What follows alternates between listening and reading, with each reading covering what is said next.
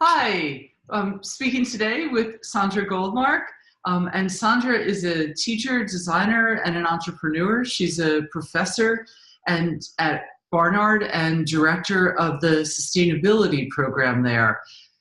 Sandra has an incredible relationship with stuff and is working to help us better understand how we can be much more intentional about the stuff in our life and have a much more sustainable and environmentally just relationship with the stuff around us. I met Sandra at a Jeffersonian dinner that was discussing women's voices, and I heard some incredible stories from her, and I'm delighted to have her here today to talk about that.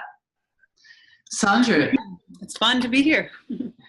Can you tell me, please, when I said to you, would you join this call to talk a little bit about speaking and listening, what did you think of that invitation? Well, I listened.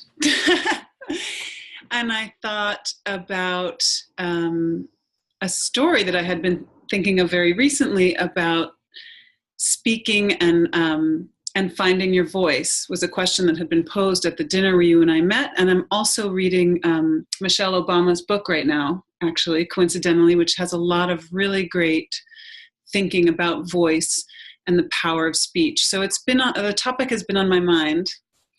And the story that I thought I would share in response to that question was the question for me was, when did you find your voice?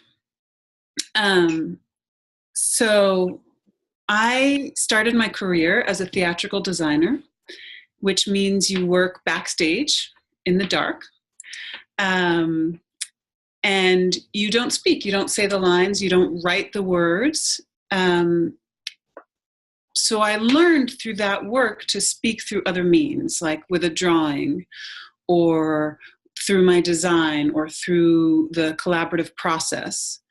And that was great for many years. I felt that I was able to put myself into my work and into the work of the group in a way that was great. But at the same time, I did sometimes feel like, I might like to actually speak with words. And this was, I guess, brewing in the back of my mind in some subconscious way. So I remember I went to a preschool auction once for my kids' school. And, they really get you liquored up and they want you to buy stuff. And I, of course, given my work, I did not need any stuff. So, but a woman put up for auction some voice lessons. Singing, not just speaking, singing lessons. And I'm not much of a singer, though I love singing, but I'm not, it's not what I do. So somehow I raised my little paddle and I bought those voice lessons. And I remember my husband said afterwards, "Oh, are those for Luke, for our son?" I said, "No, they're for me." And I went to my 3 voice lessons and it was so fun. I asked the woman, she sort of said, what are you doing here? I said, "Well, I'd like to sing a song." And she said, "Okay, do you have any particular song you'd like to sing?" And I actually hadn't gotten that far. So I just said, "Okay, I'd like to sing Amazing Grace." She said, "Okay, sure, I can teach you Amazing Grace." And she taught me the song, we practiced it, and I left the lesson, and that was it. This was in the fall. And I remember I went to my class at some point early in the semester. And now these are all students who are often actors or writers or people who are used to using their voice. And I'm asking them in my class to speak a different way, to speak with their drawings, with their designs, with the visual imagery that they bring in, and not tell me about it, but to let the work speak.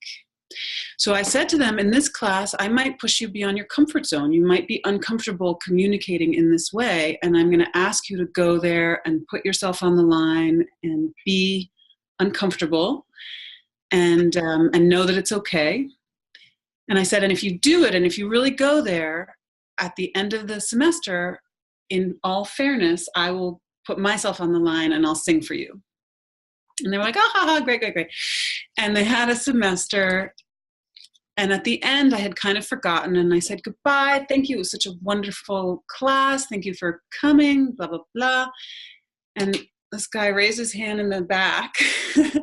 He said, "Excuse me, I think you said, if I recall correctly, that you would sing for us if we worked hard and put ourselves on the line." And I said, "You're absolutely right, I did."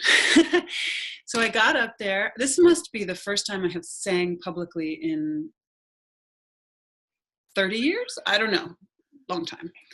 And I sang a cappella, Amazing Grace, for my class. And it was so beautiful and wonderful. And they were so supportive. And then they left and they went on. But it really opened a door for me in some strange way. And I'm not a singer now, but since then I gave a TEDx talk. I just gave a speech this past weekend. I really do think that was a moment where I literally opened my mouth and my voice for the first time in many years. That's an incredible story. Thank you so much for sharing that. And I'm someone who doesn't even sing happy birthday at that's absolutely beautiful. Let me ask you about listening. And if your experience in finding your voice has also opened a door to your listening any differently. I would say for me, it's the reverse, that I think I've been working on listening consciously for more time than speaking, partly again with my students. So in a design class, I ask them to really spend a lot of time listening to what their collaborators say. And we have a whole bunch of exercises of how to do that, how to really, you don't even have to answer. You don't have to defend your work. You don't have to say anything back, but we have exercises to have them really learn to just hear what other people see. Because since I'm teaching speaking through the design, where your image or whatever has to speak for you, you can use what other people say to hear what they see, and also through them hear your own work, if that makes sense, to understand what other people perceive. So that's something I've really been working on as a designer and as a teacher.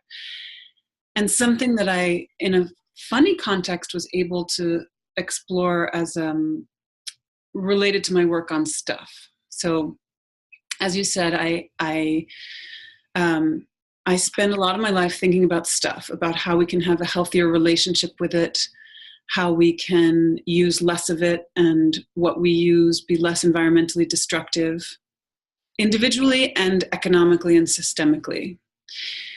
So 5 or 6 years ago, I opened a social enterprise called FixUp, where we repair people's broken items. So we've done 12 pop-ups and events around the city or more. We've fixed thousands of items.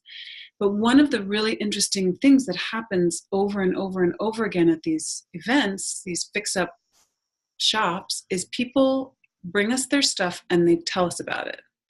And it's really important to them. You know, they don't just bring their broken lamp and like plunk it on the desk and go. In that moment of physical exchange of the lamp, there is a story and it has to come out. Sometimes it's short, sometimes it's long. We used to call it stuff therapy for a while, because we realized that they were giving us their object to fix, but that wasn't really what they were giving us. They were giving us some part of their story that they needed to be heard and, in a sense, fix that. Do you know what I mean? Like if the item came from their mother and it was broken, it wasn't working for them, that this could no longer be part of their life. Sometimes it was totally mundane. This is my coffee maker and I can't get out of the house in the morning without it working. So in listening to, we were just trying to get the object and get it in the truck so we could go fix it. But we realized that actually it's one of the things that has helped me understand stuff and why it's so important to all of us, is that by listening to my customers, I was able to understand what these objects do for them, what purpose they serve in their life, how the object itself fits into their story, their idea of who they are and how they move in the world, even if it's a tiny way, a coffee machine. So that was a real exercise in listening that I found to be quite so powerful, in fact, that I've been writing it down, and I'm writing a book about it now that's really based in these stories brought by the customers. May I ask, what was your story? What was your object and the story behind it that was the impetus for starting FixUp? My object, I would say there were two. One is a lamp and one is a vacuum. And the vacuum was one, it's probably really truly the vacuum. So the vacuum, I had a baby and a toddler, and the vacuum broke. And I just wanted to vacuum the damn rug, and I wanted the vacuum to fix. I didn't want to order a new one because I was stubborn. And I called the vacuum manufacturer to see where I could get it fixed. And they said I could bring my vacuum to Hackensack, New Jersey, to a service center. And I thought, this is crazy. Like, I'm not driving to Hackensack, New Jersey with a vacuum and a newborn and a toddler. Like, it's not going to happen. And that was really the object that launched this feeling of there should be a better system. I think the story beneath the vacuum is that I was feeling overwhelmed by having two young children and being home all day in this house increasingly filled with clutter and baby toys and stuff I didn't feel that I needed and stuff that might be toxic. So I was taking, I guess, that new mom anxiety and putting it on this vacuum. But that is actually what launched the whole FixUp enterprise. Thank you. And the lamp? The lamp broke. We lent our apartment to a friend, and he broke the lamp. And it totally wasn't his fault. It was because it was really poorly designed. It had like a neck with a plastic joint. So it's a point of stress with like a really cheap plastic part built into it. So for me, the lamp was about design, about how we're designing our objects to go straight to landfill by putting these really inappropriate materials at stress points. It's extraordinary. Thank you very much. Can you tell me a little bit about, or a story about when somebody gets the object back? That is a really interesting sort of emotional moment. Some people stay and chat, like they're not done telling their story. They started their story at drop-off and then they have to finish it at pickup. Some people are like ready to go. They take it. They're so glad. Thank you so much. And they're out of there because they're like, I can go now. You know, my story was interrupted. Whatever story this little object was part of was interrupted, and now it can begin again. And so they're anxious to get on with it. Some people, this is the most difficult for us as fixers, is sometimes when the fix isn't that good, because it does happen, like repair is a sort of very human endeavor. And so we always say, you know, we did the best we could, but the switch is brown instead of black, or whatever little thing we isn't like 110%.